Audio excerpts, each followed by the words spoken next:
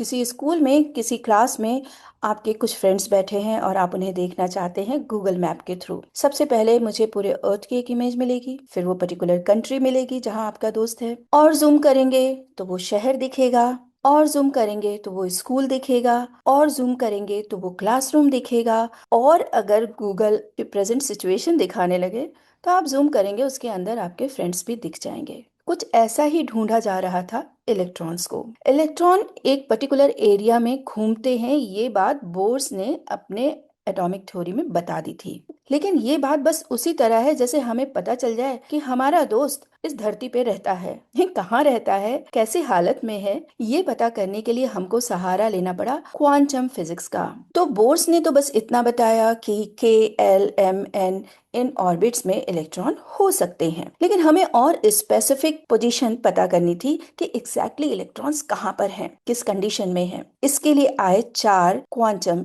Rules. पहला है principal quantum, that is represented by small n। मान लो एक 5th फ्लोर की बिल्डिंग है, ground floor n=1, first floor n=2, second floor, third floor etcetera, और ऐसे ही। अब इंसान सिर्फ फ्लोर पर खड़ा हो सकता है, बीच में हवा में तो नहीं रह सकता। बिल्कुल वैसे ही इलेक्ट्रॉन भी न्यूक्लियस के अराउंड सिर्फ कुछ अलाउड एनर्जी लेवल में ही रह सकते हैं। एन हमें क्या बताता है, इलेक्ट्रॉन किस शेल में है। n=1 यानी कि वो K शेल में है, n=2 यानी कि वो L शेल में है, n=3 यानी कि वो M शेल में है। दूसरा हमें पता चलता है न्यूक्लियस से डिस्टेंस। न्यूक्लियस से डिस्टेंस जितना बड़ा होगा उतना इलेक्ट्रॉन न्यूक्लियस से दूर होगा।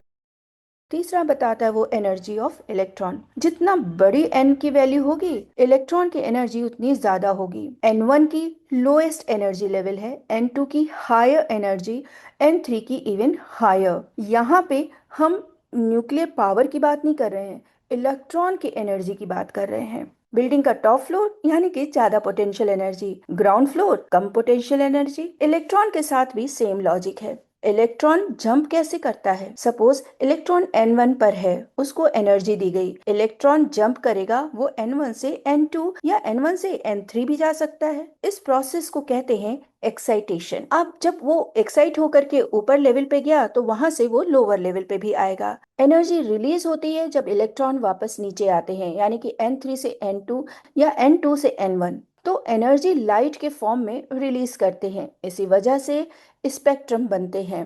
तो इम्पोर्टेंट फॉर्मूला है maximum electron in n equal to 2n raised to the power 2।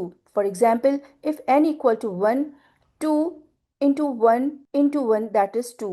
If n equal to power 2, n 2 into 2 into 2 equal to 8। If n equal to 3, 2 into 3 into 3 equal to 18, and n equal to 4, yes, 32। So one line definition is principal quantum number n specifies the main energy level or shell of an electron and determines its energy, average distance from the nucleus, and size of the orbital. Next है azimuthal quantum number, that is represented by small l। Principal quantum number n को अगर हम building का floor number मान ले तो azimuthal quantum number उस floor के डिफरेंट रूम टाइप्स को रिप्रेजेंट करता है।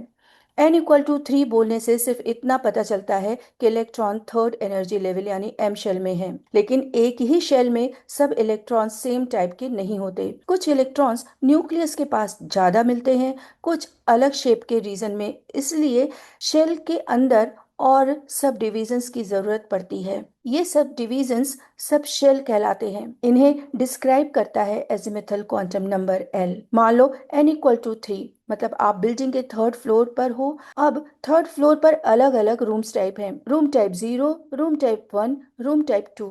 इलेक्ट्रॉन किस टाइप के रूप में है ये l बताता है। l की possible value for a given n, l=0 to n-1। For n=1, l=0 सिर्फ एक सब शेल पॉसिबल है। अगर n की वैल्यू 2 है तो l की वैल्यू होगी 0, 1। दो सब शेल पॉसिबल है, 0 and 1। इफ n=3, l=0, 1, 2, यानी कि आपको कभी भी n की वैल्यू दी गई है तो l की वैल्यू के लिए आपको 0 से शुरू करना है up to the maximum n value. तो l वैल्यू सब शेल के कुछ नाम भी हैं। 0 को बोलते हैं s, 1 को बोलते हैं p, 2 को बोलते हैं d, और 3 को बोलते हैं f। तो याद करने की ट्रिक है SPDF। Example n=1, only L equal to 0, so 1s exist. N equal to 2, L equal to 0, 1, so 2s, 2p exist. N equal to 3, L equal to 0, 1, 2, so 3s, 3p, 3d exist. तो L क्या बताता है? L shape of orbital बताता है। S spherical होता है। P orbital ये dumbbell shaped होता है। D orbital shape 4 leaf clover type होता है। F ऑर्बिटल शेप काफी कॉम्प्लेक्स होता है जिसे बनाना मुश्किल है। तो इंपॉर्टेंट लाइन ये है कि L decides the shape of the orbital. L energy को भी अफेक्ट करता है। सेम शेल के अंदर SPDF energy order 3s is less than 3p and 3p's energy is less than 3d, यानी सेम शेल में भी एनर्जी डिफरेंट होता है। नंबर ऑफ ऑर्बिटल्स इन सब शेल फॉर्मूला है 2l plus 1। S subshell L equal to 0, 2 into 0 plus 1 equal to 1, यानी कि इसमें एक ही ऑर्बिटल होगा। P subshell L equal to 1, 2 into 1 plus 1 equal to 3, यानी कि P में 3 ऑर्बिटल्स होंगे, PX, PY, PZ।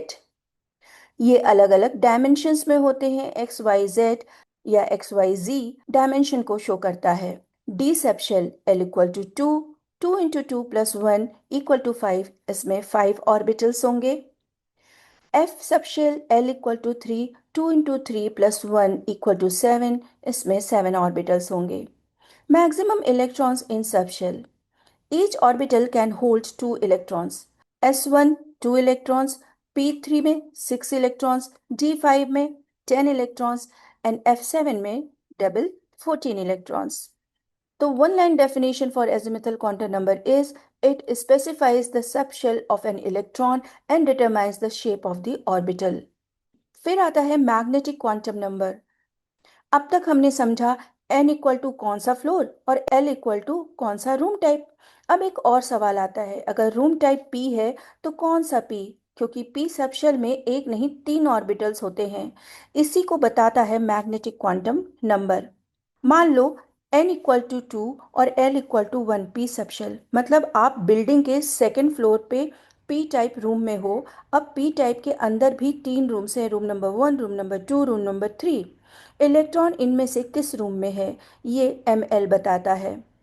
तो डेफिनेशन है magnetic quantum number ml orbital की ओरिएंटेशन डायरेक्शन बताता है, यानी ऑर्बिटल स्पेस में किस डायरेक्शन में अरेंज्ड है, यानी कि p orbital x, y and z 3 axis में है ना।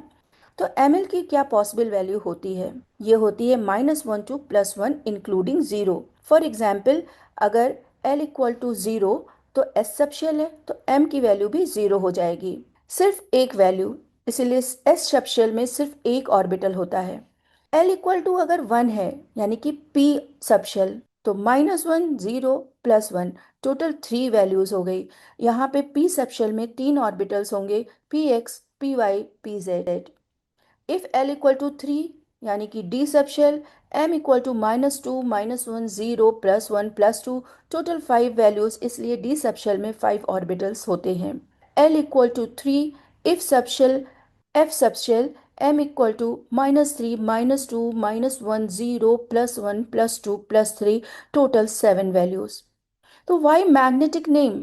जब एटम को मैग्नेटिक फील्ड में रखा गया तो साइंटिस्ट ने देखा कि ऑर्बिटल्स अलग अलग डायरेक्शन में घूमते हैं, इसीलिए इस क्वांटम नंबर को मैग्नेटिक क्वांटम नंबर कहा गया। तो magnetic quantum number specifies the orientation of N orbital in space and determines the particular orbital with in a subshell. अब आता है electron spin quantum number ms। अगर एक रूम में 2 इलेक्ट्रॉन्स हैं तो उनमें डिफरेंस कैसे बताया जाए, तो यही बताता है स्पिन क्वांटम नंबर। सबसे पहले स्पिन क्या है? इलेक्ट्रॉन अपनी एक्सिस के अराउंड एक स्पिनिंग टॉप की तरह बिहेव करता है। इलेक्ट्रॉन के स्पिन के सिर्फ 2 पॉसिबल डायरेक्शंस होते हैं, क्लॉकवाइज और एंटी क्लॉकवाइज। क्वांटम मैकेनिक्स में इन्हें कहते हैं s equal to +½ and s equal to -½ मान लो एक रूम में 2 स्टूडेंट्स बैठ सकते हैं, यानी कि एक ऑर्बिटल में 2 इलेक्ट्रॉन्स। ऑर्बिटल में मैक्सिमम 2 इलेक्ट्रॉन्स आ सकते हैं और उनका स्पिन अपोजिट होना चाहिए। Imagine atom as a building. N यानी कि कौन सा फ्लोर, एल यानी कि कौन सा रूम टाइप, एम एल यानी कि कौन सा रूम, और एम एस रूम में बैठा हुआ स्टूडेंट किस डायरेक्शन में फेस कर रहा है। तो मुझे कमेंट बॉक्स में आप जरूर बताएं ये वीडियो आपको कैसा लगा। Thank you for watching. अरे हाँ, सब्सक्राइब जरूर करिएगा। जय हिंद।